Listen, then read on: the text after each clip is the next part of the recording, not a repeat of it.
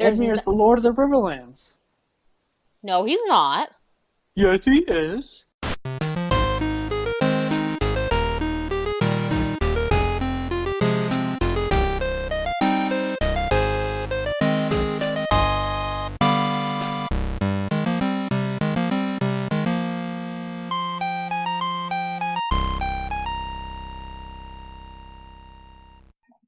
Hey, welcome back to the Glass Candle Podcast, where we look at what is, what could be, and what will come in A Song of Ice and Fire. My name is Arik. And I'm Lillian, and we admin over at the A Song of Ice and Fire / Game of Thrones Discussions and Theories Facebook group. I forgot the name for a second. Yeah, it's the ASOIF / GOT Discussions and Theories, all abbreviated. And today we're continuing on with our A Clash of Kings chapter read-through with Catelyn, and today we're doing Cat 5. As always, the episode format's going to go with a chapter summary. Lillian will do that. Then we're going to discuss the main character, who held the biggest influence over the POV character and why. We discuss any alternative actions that character could have taken. We see how the events in this chapter affect the other plots moving forward. We'll discuss alternative POV to see the events of this chapter from, and then we'll close out with quotes, standout appearances, and theories. All in all, this is pretty kind of a weak chapter. We haven't had one of these since Tyrion in Game of Thrones, where it's like while you were away, this had a kind of a recap thing, which is what I kind of thought this one was. Yeah, I agree. All right, now Lillian will give a chapter summary. Go ahead, Lillian. Alright, so the chapter opens with Cat and company returning to Riverrun. On the way, she hears how Robb savagely carved the heart out of Stafford Lannister's chest and ate it raw like Daenerys. Oh, wait, no, he fed it to Grey Wind. Or not, because Cat said so. At some point during their journey, Cat and Brienne have a one-on-one where Cat counsels Brienne to not commit suicide by Stannis. They say some pretty words, and Brienne is officially Cat's man. Coming up on the castle, Cat realizes some Lannisters have been hung. Edmure welcomes the party, and we learn the treachery of the Lannister envoys. Edmure's been a busy boy making plans to meet Tywin in battle. Cat questions his battle plans, and the ginger did what gingers do when he turned bright red. And because she's a good big sister, she kisses him on the cheek and wishes him luck. Cat finds Hoster still in bed suffering. He's in a weird time loop and is having a conversation with Lysa via Cat about marrying Jon Arryn and forgiveness. Their visit is cut short, and Cat is greeted by the Silent Sisters. Ned's bones have been returned, but not ice. Cat spends some time thinking about Ned's features before finally dismissing the Silent Sisters with orders to return Ned to Winterfell. Which I thought was weird. Like, is she allowed to do that? Yeah, why wouldn't she be allowed to do that? I don't know, because the Silent Sisters, are they part of the Seven? Or the Church of the Seven? The Septon? Yeah. I don't fucking know how anything works. Yeah, they are. And they just do whatever people tell them to do? I mean, it's like they're in charge of a dead body here, and the wife's like, take the dead body home. I don't know. Okay. Okay, well that was it for my summary.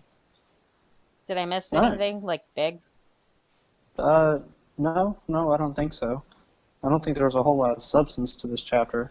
Anyway. Yeah, and that's what you had said when you texted me the other day, and I had read it before for the reread group, but when I was reading it today at lunch, I ended up with 1, 2, 3, 4, 5, 6, 7, 8, 9, 10 post-its in my book for random things, and I was like, how do I have all of these things marked? And I went back to, like, write them down for my quotes, and half of them, I was like, what the fuck was I thinking when I did this? So I still have the post-its in there, but I don't know what they mean. I have maybe 10 lines written down. I'm surprised with how much you thought the chapter was boring. No, I mean, like, maybe 10 lines of my notebook. Oh, I thought you meant from out of the book. Okay. Yeah, like I said, I saw this chapter as pretty much this is what happened while you've been gone, Cat. Just keep getting you up to speed. Because Hoster there's like one small thing that we'll drop down in theories that he says, but at this point, after you've read everything, you know what he's talking about. Edmure is just telling her, like, what the battle plan is, and they get Ned's body back, and nothing happens, more or less. I feel so bad for like everybody in this chapter. It was just sad for everybody involved at some point. Like Yeah. Brienne is still sad over Renly. Kat is suffering, being away from her children, and then with Ned, she's still sad about that. And Edmure's delusional. Hoster's dying. It's just sad. Well, Edmure's not delusional because, spoiler alert, he wins and his plan works. Spoiler alert, he gets his ass handed to him by a 15-year-old boy in front of everybody. Because he won. I don't know. You're calling him delusional because he thinks he can beat Tywin. That's not the only reason why, but yeah, that was part of it because, Kat points out he's been in one battle and he's lost it. And when we get there, we can talk about it. Yeah, like, way to judge a guy. He's been in one. He was either going to win it or lose it. Like, it's kind of some harsh judgment. Not to mention, like, that one battle was a freaking lightning invasion. It's not like he had time to prepare. It's hard judging on Edmure. Well, Edmure's Anyway. got it hard all around. Like, the chapter we did with him, it's been a while now. It's got to be at least 3 episodes back, if not further, where doesn't Robb scold him then, too? Yeah, Or Robb talks shit snaps on at him, him or and something. Ed's like, dude, I was on your side. Yeah. He's like, don't call me boy. Yeah. I'm 15. That's what it is. Okay. All right, so who's the main character? I said it's Kat because who else would it be? I totally agree. I wrote definitely Kat. Yeah, I said Kat because no one else does anything. Alright, so I have Kat because from her journey from Storm's End all the way back and reuniting with Ned's bones, basically everything in this chapter, yes, she is our viewpoint overall, so she's got to be there, but everything that happened to her, basically. Yeah, I mean, like I see the main point of this chapter is her conversation with Edmure. So, yeah, that wasn't a whole lot of conflict with me deciding what the main character was here. I don't know who else an option would be, really. Yeah, I guess it could be Ed. If you want to go see him, whatever. We'll get there. Number 3 is who had the biggest influence over the character and why. Well, this one for me was Edmure. I wrote Edmure with its plan to meet Tywin. Tyrion also has his jailbreak plan and returning Ned, so maybe Tyrion gets like an honorable mention in this question. You've been doing the reread group, and I haven't reread A Clash of Kings since I first read it over a year ago. Was the jailbreak plan from Tyrion, or was that a Cersei plan? I don't remember. I'm gonna say Tyrion didn't know about it, but I am not 100% on that. Okay. But anyway, I feel the biggest like influence for me was Edmure. well, Tyrion was the one. Tyrion poisons, basically gives Cersei X-Lax, so she can't come to see the envoy. And then he draws up his own treaty terms. So I don't know if during that conversation, because he's the one that sends however many Lannister guards with Cleos back. I can't remember if it's expressly stated outright that someone gave them orders to do that. Okay. But I also probably didn't read that chapter, so I don't know. Well, the important part is that Tyrion, or that Catelyn thinks Yes. this was all Tyrion's thing. Which is how it went down in the first book, too. She thought it was him. Right, so Okay. for the point of our character analysis, it doesn't matter who actually did it. It matters what Catelyn What thinks. they think. And she thinks Tyrion did it. So yeah, like I said, he gets a small piece on the influence pie here, but for me, it was mostly Edmure telling her his plan, and she freaks out, like, oh my god, that's a horrible plan. That's interesting. So I have it as Stannis and the Lannisters for kind of the same reason. Um, so more so the Lannisters, as they have ties to more than just Robb. Um, Stannis and Tywin, cause Cat to have fear because of open war and with the treatment of Jaime because she doesn't really, like we said, we don't know what happened. She doesn't know what happened. Um, and the killing of the envoys. And then the thoughts of Tyrion and Cersei make her worry about Sansa and Arya. So the Lannister family in general, all of them have touched Cat during this chapter. And then Stannis is also a threat to Robb, Nice. so yeah. Yeah, Stannis, for sure. He's kind of got that big shadow looming over her because of what just happened. So Oh, is that a Shadow Baby reference? no, just Okay. a reference of words. All right, so go ahead and take us into the next point. Alright, so knowing how the future plays out, what should the POV have done differently to avoid the result? So I was trying to think through it, and all I could come up with was reasons on why she did was the right thing to do. Um, which is weird because it's Cat, and Lillian doesn't like Cat. What the fuck? Um, We all know you're faking. yeah, okay. So I said she made the right choice to stay at Riverrun with Hoster because had she gone to the twins like Robb ordered her to, at the very least she would have been taken hostage when Robb married Jane. And if she would have, made the decision on her own to go north with Ned's bones, Theon would have taken her or someone else, so her best bet was to stay put. So she made a good decision. Yeah, that's what I was initially thinking too. But for the sake of substance, I said if she would have gone to the twins, like maybe she finds out what fucking Walter Frey does. Like maybe she sniffs out this whole the betrayal plan like before it happens, because she is a nosy bitch. Um, she always like thinks she has to like know everything. So if there was any kind of breadcrumbs hanging around, Cat would definitely sniff that shit out. Well, she caught it in this chapter too when she gets told that Roose married a Frey girl. Right. Or at least it seems that way to me, that it struck her as odd that that happened and she had no idea that it happened. I mean, like if they know in Riverrun, then I'm sure Rob knows. Rob gave his leave and all this other nonsense. The only reason she doesn't know is because she was fucking off down in the Stormlands. No, it's a good point. Robb may have given his blessing. I don't know what the fuck happens in those societies. Whatever. I mean, if Edmure knows, then I imagine a great deal of important people know. Well, I'm sure they all know, but whether or not it was something that was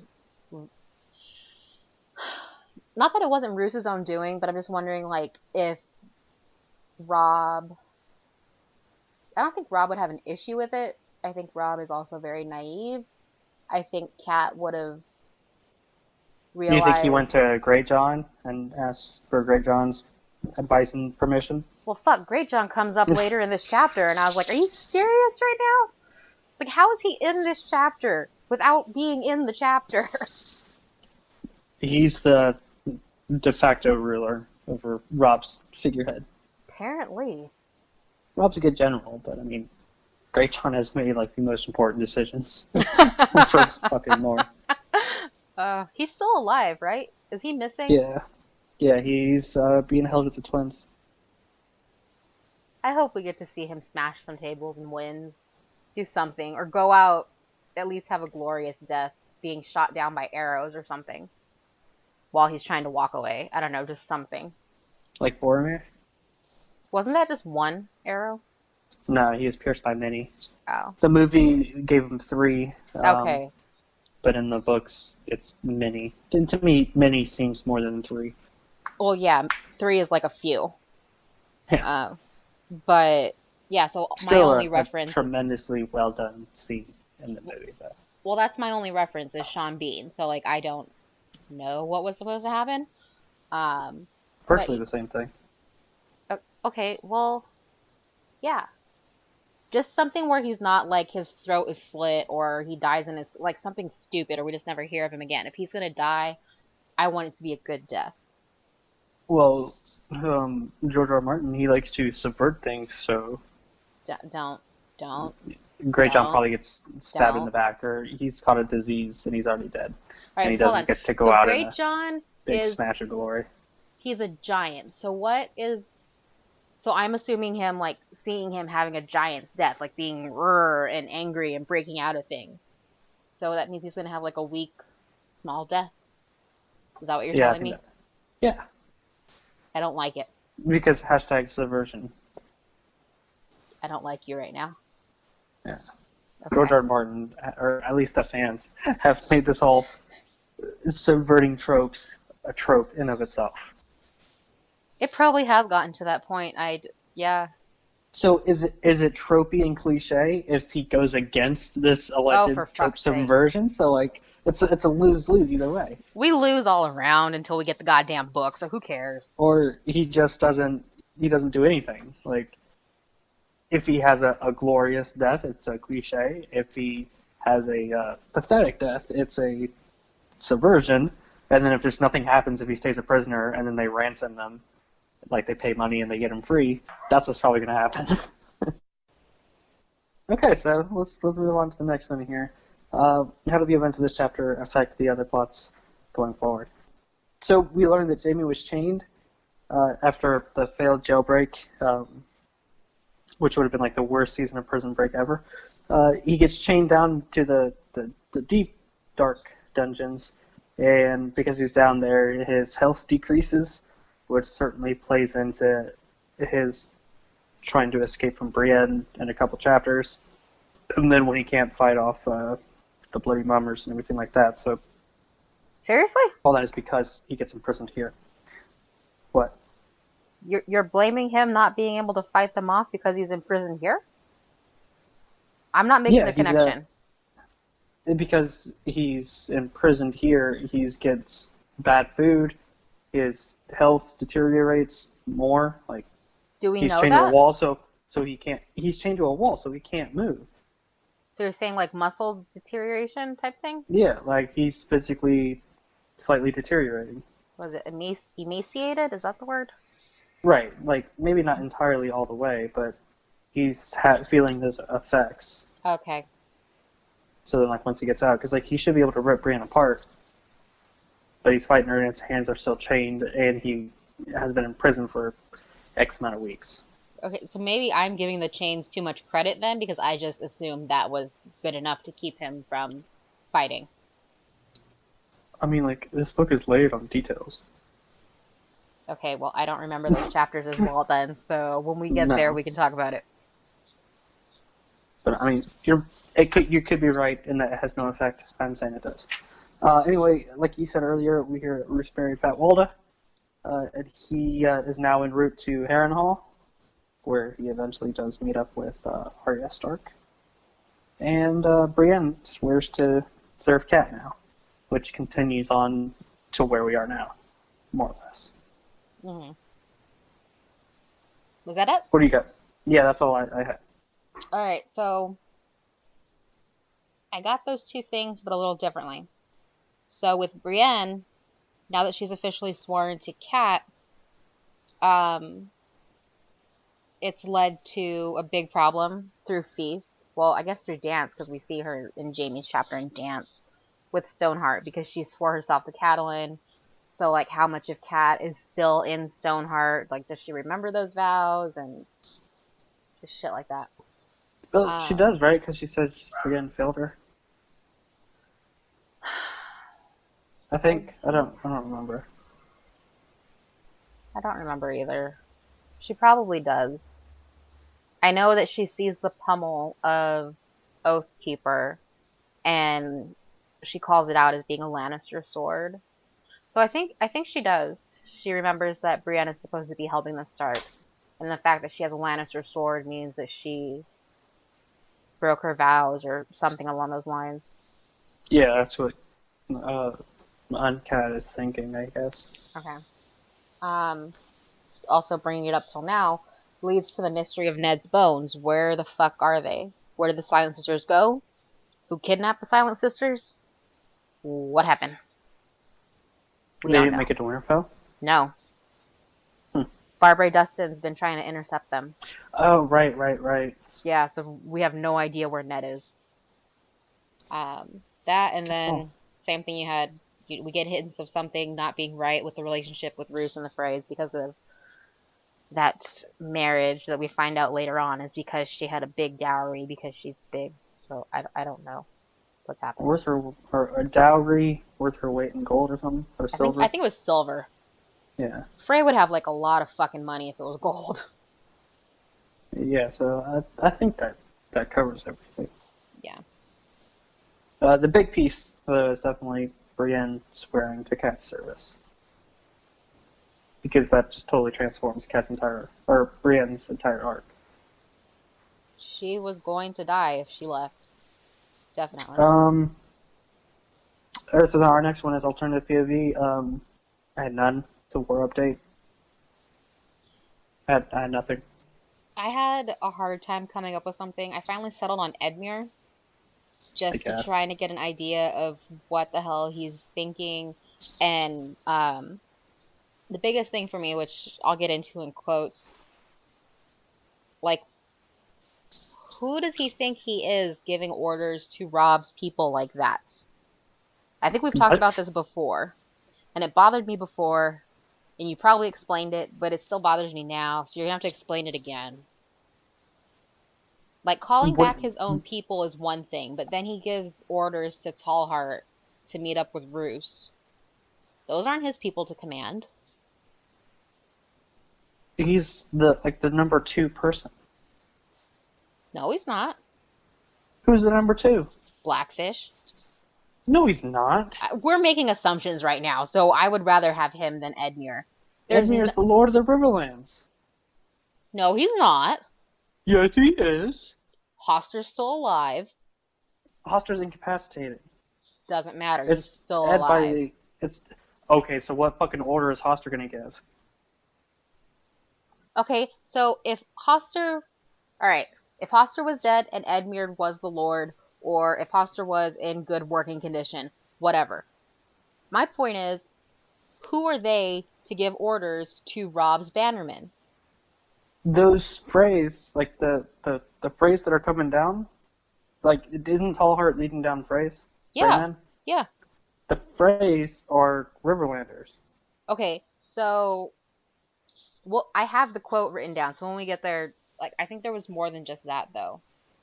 There was more than Tallheart. Yeah, he told Roose to move in on Harrenhal. Okay, Roose is not a Riverlander. Because Edmure is the number 2 guy in charge. When was that established? When has that ever been established? It's always been Robb, and then, like, the next person higher in rank is Edmure. Why? Because he is the heir and the de facto ruler of the Riverlands. Who outranks Edmure? Everybody. I don't know. I wouldn't put him above anybody. Like, he's a major lord, so he has... So, fine. He's not. Okay, because his father's still alive. But he will have the power to, boss Piper and all of them around fine. I don't know. Maybe because I don't understand military things, I find it as an issue, and you don't. Well, again, to me it's simple. He's the second highest ranking person behind Robb. I don't see it that way, but okay. I mean, that's fine, but apparently Roose and Tallheart and everybody else does. Well, Roose is also backstabbing them, so I don't know. Didn't Tallheart lose a son? So isn't he just out for revenge? I don't know. I don't remember what his story is. Pretty sure he lost somebody. He's a nobody to me. Okay. He's another made-up Reach House? No, he's a Northerner, but what's his fucking first name? I have no idea. Hellman. Tallheart. That sounds familiar. So yeah, moving on to quotes. Okay, so my first one's on 558. Okay, so this is when Catelyn has met Martin Rivers. And she says, she goes, "Rise," she told Rivers, frowning. "Stannis Baratheon would soon be on the march as well. Gods help them all." And that made me laugh. Why? Because it's Stannis, and she's like, "God help us." Stannis is moving. Holy shit. And Okay. she's terrified. I mean, she says that because, like I said, she's terrified that he's going to use devil magic to kill them all. You're really gonna miss But out on the opportunity to use your word? Satanis? Yeah, there you go. Yeah. So yeah, that was my first quote, and it just made me laugh. Okay. There's no kind of literary or character analysis here. I was just like, that's funny, because that's the kind of podcast we are. Alright. So one of my random post-its that I have no idea what it means was on that page too, so I'll just say it was that. Alright, so on 559, she's getting, or everybody's getting the story of Rob's victory at Oxcross, and someone asks, how did he take the tooth? And they say he never took it, he slipped around it at night. It said the direwolf showed him the way, the gray wind of his. The beast sniffed out a goat track that wound down, I don't know, is that a defile? Yeah. Okay. And up along beneath a ridge, a crooked and stony way, yet wide enough for men riding single file. How the fuck long did it take them to get all their men across there if they had to go single file? Probably a long fucking time. Like, you only have how many hours of darkness to do that? Like, We'll say 10 hours. okay, and they have like tens of thousands of troops, right? Yeah, I imagine so. Single file? Like, That would take a fucking minute. I feel like at some point that light's gonna hit you, and the Lannisters should have seen you. Like, you're only allowed so many hours of darkness. I don't know. Like, it's a cool thought that that's how they got around it, but I just need to know more about the logistics of it, I guess. It's bothering me. Yeah, because you couldn't start as soon as it got dark. Like, you'd have to wait Yeah. like an hour, because that's when like the sentry should probably be the most alert. Like, you wait an hour, probably two, and then you start your march, and then single file for however fucking long this is, and you're going long enough, or you're walking long enough to approach them without being seen, and then curl around and form up at the other end without being seen. So aside from darkness, you have to worry about like the distance there, and then Yeah. they would move in. So The yeah, amount of time and distance and people, it does not seem possible to me. it's definitely an extraordinary event. Okay. Oh yeah, my turn. Yes, your Okay, turn. so on 561, this is Brian the Hypocrite. So Catelyn's wondering, at the end of her thought, she says, Stannis is a rightful king. And then Brienne cuts him off. She goes, he's not. Robert was never the rightful king either. Even Renly said as much. Jaime Lannister murdered the rightful king after Robert killed his lawful heir on the Trident. Where were the gods then? The gods don't care about men, no more than kings care about peasants. So, I'll start off with the good. Brienne does have her mind in the right spot, saying that gods don't care about men and kings don't care about peasants. She's very accurate there. But if Robert was never the rightful king either, and talking about how Robert and Jaime murdered the rightful king and heir, that's like, you find out Brienne doesn't understand right of conquest, but that's exactly what Renly was basing his claim on, was right of conquest. Yes. So Brienne can't be damning what Robert did and how he took the throne, When it's the same and thing. then support Renly when Renly was saying, well, I'm going to take the throne exactly like Robert took the throne. Yes. So pick one, Brienne. You can't have it both ways. I totally agree. I caught that too. So she's an idiot. She's still an idiot. Leave her She's like, alone. Renly was hot. He was the hottest of the kings that I saw. Fine. So that's why I supported I him. give up.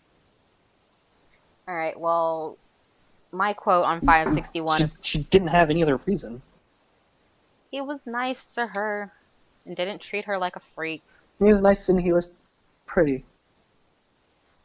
In a Anyway. society where she is supposed to grow up to be a lady, she is a tomboy to say the least. She's used to people making fun of her and treating her like shit, and Renly comes, and he's this great prince or whatever the fuck he was at the time, and to her face, at least. Even though behind her back was something entirely different. You don't know that. Yeah, I do, because Loras told us. Did he really? Yeah, he's like, Renly thought she was like a fucking idiot too. Oh. Well, And that makes me not like her, or not her, him anymore. Well, that's fucking... Same. What a dick. God, everybody. Alright, so... I mean, Loras could have been lying. He could have been just angry and lashing out because he didn't like Brienne. Yeah, but... It's one of those things, like, do you believe Loras? Do you believe that Renly was sincere with Brienne? Who knows?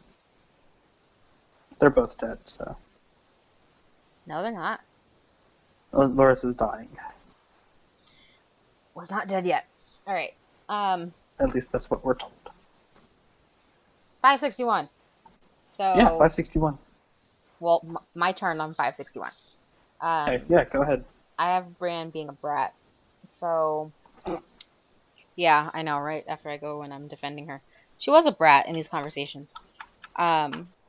She's talking about Renly and Stannis, and Kat's trying to console her, and Brienne shakes her off and says, "No one knows."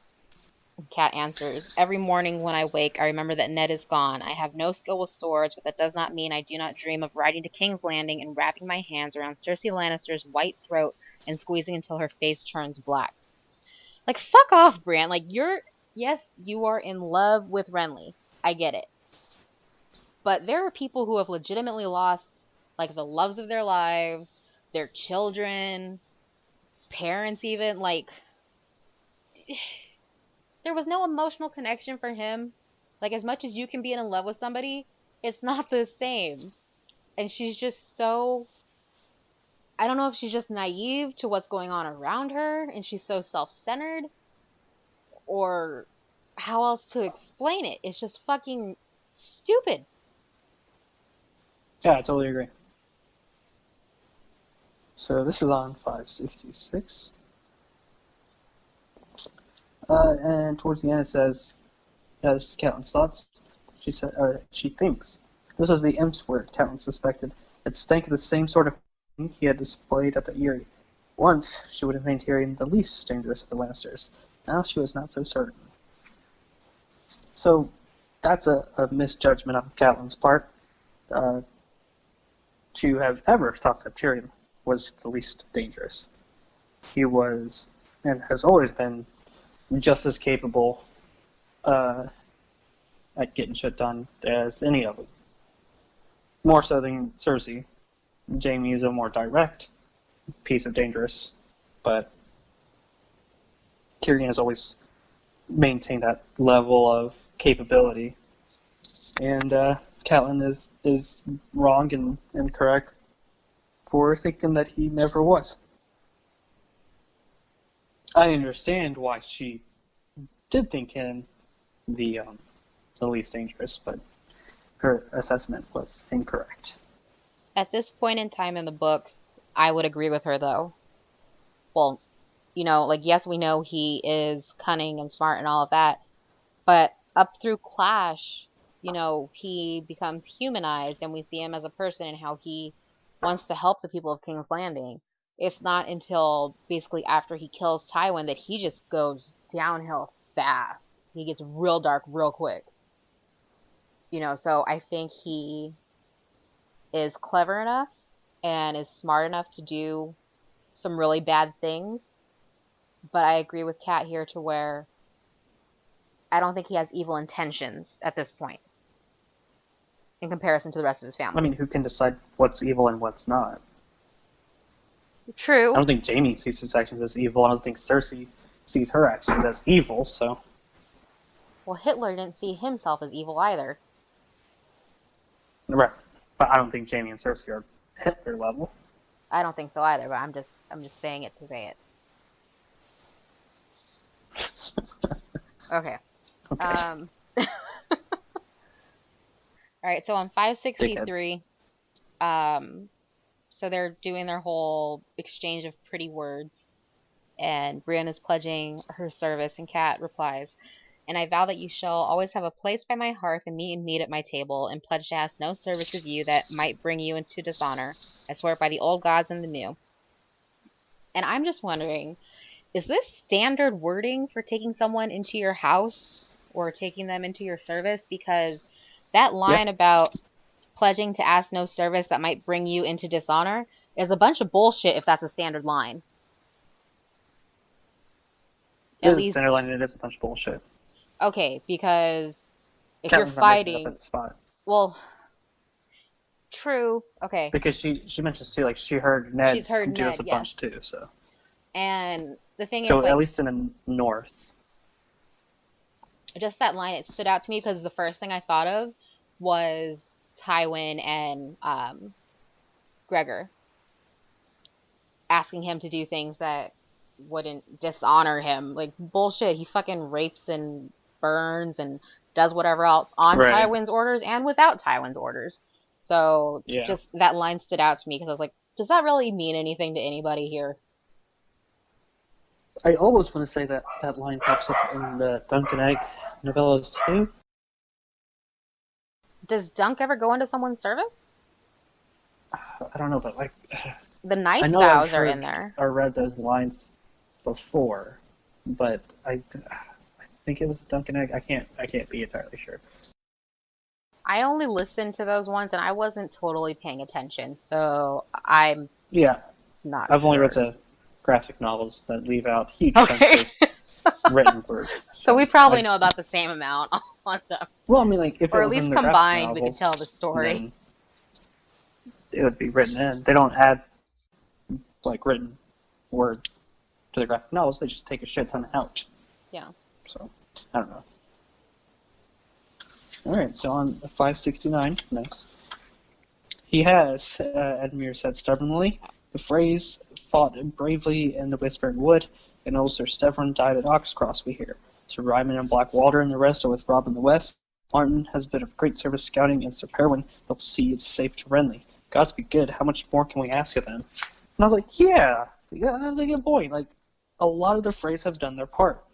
Walder fucking sucks, and Blackwater is a dickhead.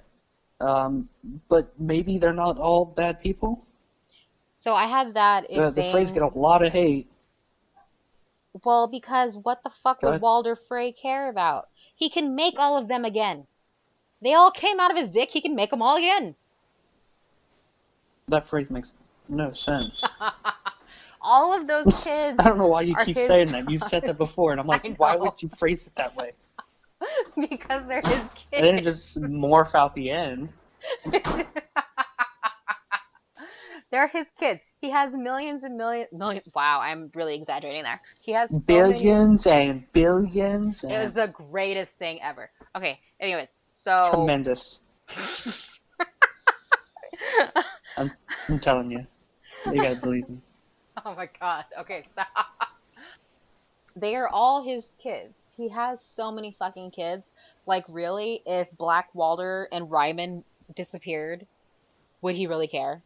Like, he could lose all of these bastards fighting. He wouldn't care. He could replace them.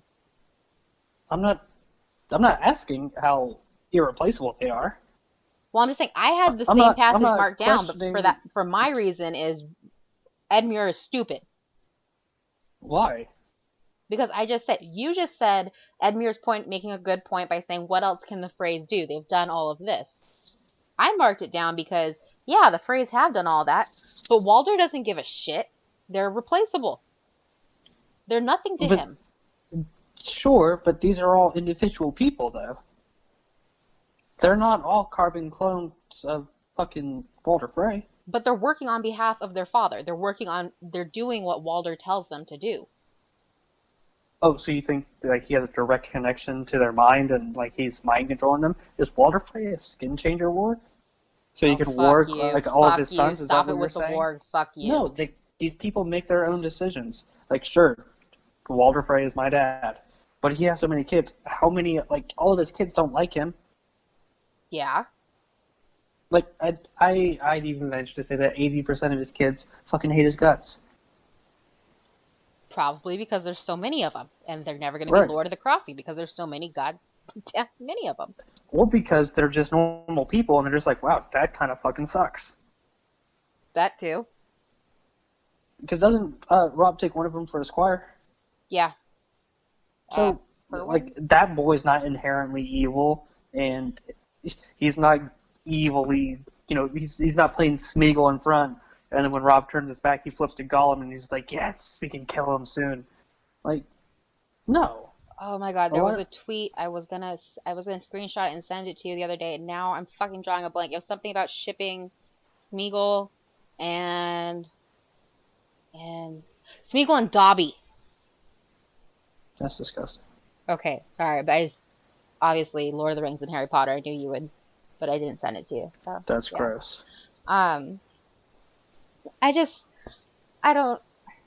Yes, the Freys have given up a lot. They've married into, they've given hostages. They're, fighting with them. They're just a shitty family. And what does Martin Rivers do to make him shitty? I don't even know who the fuck he is. He's a Frey bastard. Well, I know that, but I'm saying, like, I know who Black Walder is. I don't know who this guy is. What about Sir Ryman? What makes him shitty? Ryman orchestrated the Red Wedding, if I remember correctly. He was a big part of the Red Wedding. He is... I cannot dispute that. I don't know. He is Big Walder's uncle, I think. Oh, that's going out on old limb. Well, no, I'm trying to remember how... Black Walder is Little Walder's uncle. Well, that too. Sir Perwyn is Little Walter's uncle as well. They're all fucking uncles. That's good point. Good point. I didn't think about that. So I was trying to remember how I remember certain parts of the tree. I'm sorry. Fair enough. I picked the wrong one with Ryman here because I'm just looking at all these names. Stevron Frey, he was fine, and he died in service to Rob. Yes, he was a good person. Perwyn Frey. Perwyn is... Wait, he's not an asshole. Oliver must be his squire then. Oliver's the squire. Okay, because I think there's Perwyn and Oliver. I believe... I know Oliver for sure. I think Perwyn might be the other one that weren't invited to the Red Wedding because they were close to Rob. I gotta go back and look at what who all was actually involved in the Red Wedding. Yeah, we'll get there in a year. It seems at this point, a lot of these Freys, they just get shit on because of what their dad and Black Walder, but other people pull. So, their name just drags them down. But, like I said, Martin Rivers seems like a good dude. Perwyn Frey seems fine. Stevron seemed like he's fine. So, like I said, maybe all these Freys are not actual assholes. Perwyn is not a good person. Stevron was a good person. I don't know anything about Martin. Why isn't Perwyn good? I just told you he was part of the Red Wedding. You said he wasn't invited. I'm thinking of Ryman. I don't know who Perwyn is. Ignore me. Okay. My bad. It was close enough. It ends with man. Whatever. There's enough Freys in this fucking story where not all of, maybe a couple are not They're assholes. not all bad. Okay, so another one. Yeah, I was saying the Freys did their part. Alright, well, whenever we get closer to those chapters, we can discuss it again. Sure. So, I'm sure we'll remember. Oh yes, a year from now, we're going to remember exactly what happened. Because we will listen to all of our Clash of Kings episodes before we do Storm. Definitely. I will. That'll be 60-something hours of... Maybe I'll just read the chapter again. Alright, 572. Who the hell is this Maester? Maester Vyman? Maester Vyman is talking to Cat, telling her, hostage days are numbered. We should call back the Blackfish. Do you want to write a letter to Lysa? And she says she won't come. I'll put some words to paper if that please you. She wondered who Lysa's wretched stripling. Am I saying that right? Is it stripling? Stripling? Stripling. Stripling? Stripling. Never heard the word. Okay. Had been. So young Squire Hedge Knight like as not. So my issue with this is, what the fuck is the timeline? How is it that... Okay, I have so many questions. How is it that Kat never knew about Peter and Lysa? What is the timeline of Peter's rape, Peter's duel, and the marriages? Like, I feel at some point in the middle of all of that, Kat should have at least gotten a whiff that Lysa was in love with Peter, or was Kat just so, like, blind to the situation because she just felt Peter is obsessed with me and that's all that matters? Like, I don't know how she did not know. They probably kept it a secret. Well, but with Hoster's wording, it sounds like Lysa went to him. Well, because isn't that what it is, that Lysa ended up pregnant by Peter, and is that your theory? Yeah, this is all in my Okay, theories. Just we'll do like it there the then. Hoster's rambling. I mean, we're already on it, so I don't want to talk about it twice.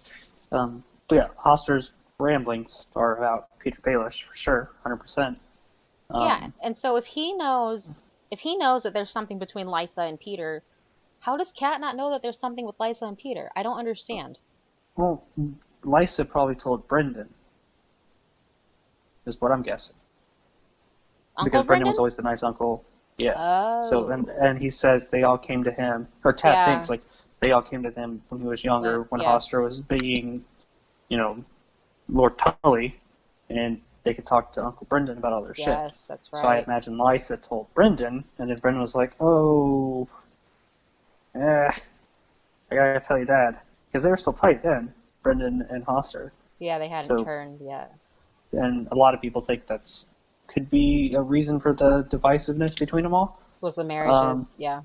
Right. And then forcing Lysa to get an abortion and outcasting Littlefinger, or Peter at this time, could have played into that as well. And they were still, I don't know, how old were they?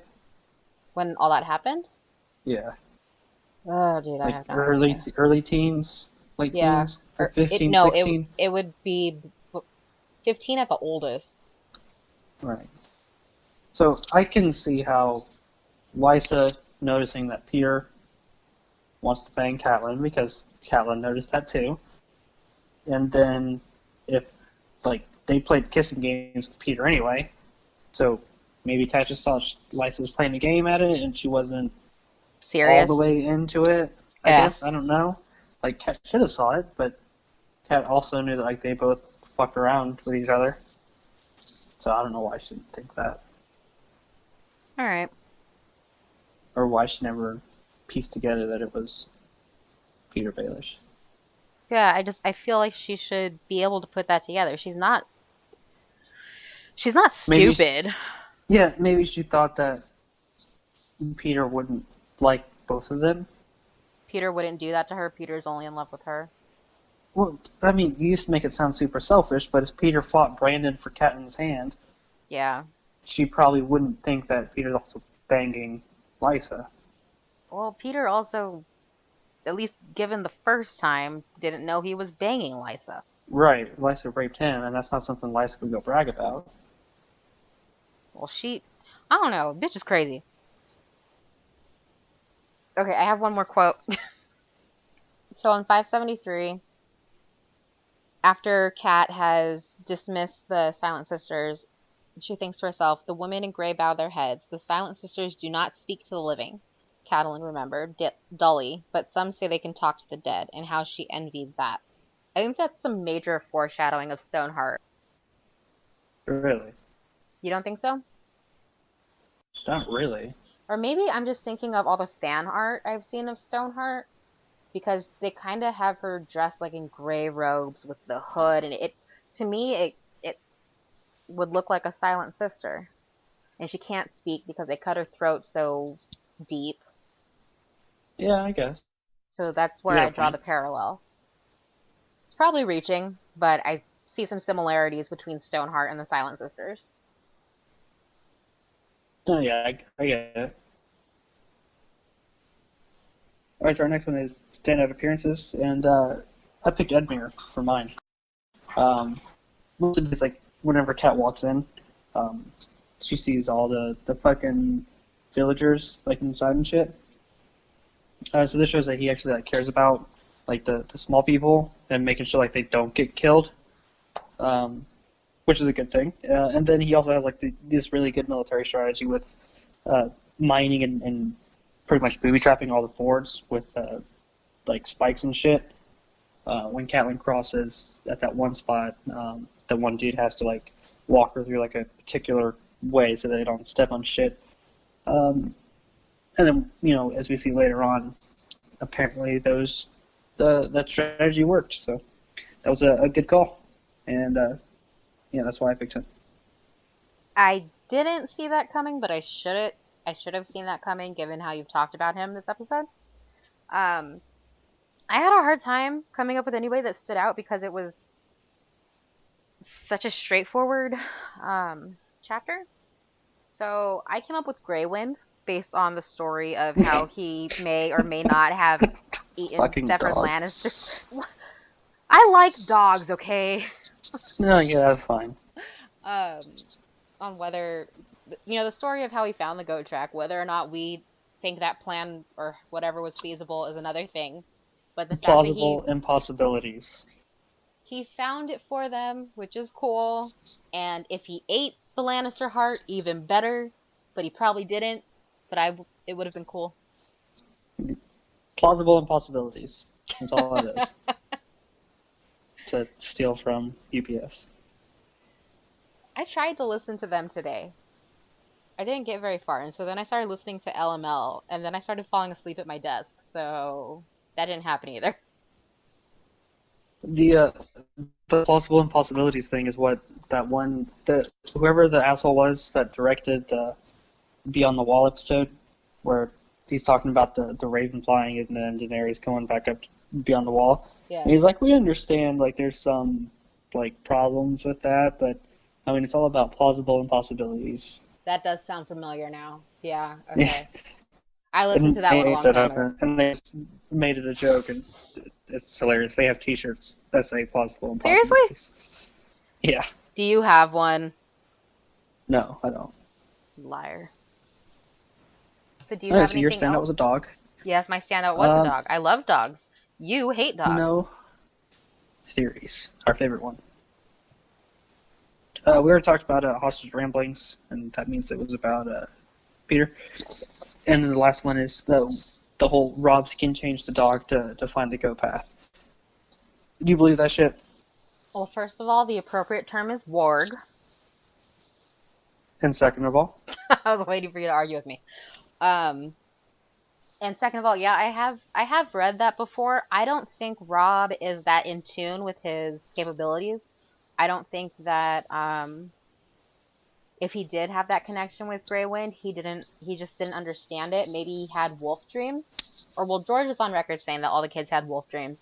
So maybe that's how it happened, and that's how Greywind found it, was that Rob was asleep and was scouting in his dreams through Greywind and found it. Kind of how Ghost finds the wildlings in the Skirling Pass. But I don't think it was a concerted effort on Rob's part, if that's what happened. Yeah, the wolf dream thing makes more sense. But yeah, I don't think he actually like flipped the switch, jumped the duck, and started sniffing. I'm just like, holy shit, this place is great. It would take us 14 hours to get through here. We could fucking do this. Yeah, no, like it's a cool idea, and there probably is some wolf dream part to it, and that's how, you know, not necessarily that that's how Greywind found it, but that's how Greywind conveyed the message to Rob, you know, like, because how else would they, hey, Rob, I found this. Oh, okay. You can't see me because we're not doing video, but I'm doing hand puppets. But, I don't, you know, but if we believe that Rob can ward Greywind to the point where they go find the goat track, then it leads to, well, do you believe that Rob warded Greywind and was alive for half a second until they cut Grey Wind's head off. I mean, that's jumping bases pretty far. Well, I'm just saying, if you're opening up that Robb knows how to use his abilities, might as well take it all the way through. I mean, there's the whole Faramir thing where he gets quote-unquote killed or whatever, and then he uses the spirit on the wind, and then he tries to find somebody to possess. So, I mean, it could have happened to Robb, but it didn't matter because, like I said, the dog was killed immediately after. Well, that's true, but the thing is, Faramir knew his abilities. He knew what he was doing. He knew that was a possibility. Like, if Robb just died and then his consciousness was, like, in midair for a second, do you think he would accept it, or do you think it would, like, drive him crazy? And he would think he's insane, dying. No, because Faramir feels like the sort of euphoria, just floating on the wind. He's just like, oh my god, this is so awesome. So he's not prepared for it either. So I imagine Robb felt the same way, and then he swings into Grey Wind, and he's like, oh shit. Chop again. This again? This already happened to me once. Yeah. Either way, Robb's dead. Alright, so Arik is going on vacation. How long are you gone for, Arik? Not sure. Arik is going to Europe for an undisclosed amount of time. It may or may not return to us. The getting to the airport in Amsterdam is going to be a fun adventure. Arik is going on a sabbatical for a little while. Right. So the next 2 episodes are going to be interesting for those of you who are consistent listeners, because you're going to hear me freak the fuck out because I get to do them without Arik, and I'm not sure what's going to happen. But thankfully, we have some nice guests that are going to join me on those episodes, but I am scared out of my fucking mind. I don't see why. Just pretend they're me. Because you run the episode. You drive it. Now I have to be you. You've heard me do it like 20-something times now. I know, but I just sit here and wait for you to talk, and now I gotta do that. Now you have to spread your wings and fly. I'm gonna have to listen to a couple episodes and actually write. I don't think peacocks fly. It's the phrase, not the fucking execution. You want me to die? Is that what you're telling me? I mean, yeah. All right, so follow us on the Twitter at GC_podcast_ for reasons, I guess. But I don't really tweet anything out. And then subscribe to the YouTube channel that you're listening to this on. Spread it around, share it, help us get more likes and views to satiate our vanity. We have a SoundCloud, so if you're on the SoundCloud, spread that around too, show everybody. And don't give up for the next couple weeks where... I'm going to suck that bad that everybody's going to leave. I'm just getting ahead of it and telling them not to. Oh. Thanks for listening, guys. She, Lillian, and other people will talk to you guys next week. Thanks, guys.